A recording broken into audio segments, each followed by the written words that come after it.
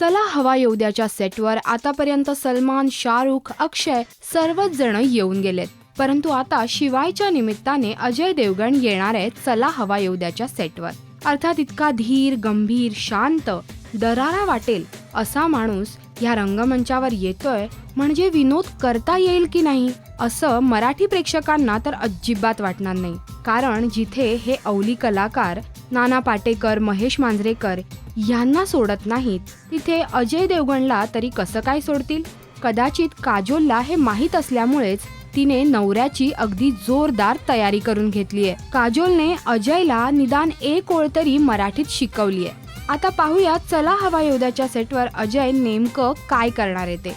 हा एपिसोड लवकरच आपल्याला टीव्हीवर पाहायला मिळेल. परंतु काजोलची ही शिकवणी तुम्हाला कशी वाटली आम्हाला नक्की कळवा या व्हिडिओच्या कमेंट सेक्शन मध्ये.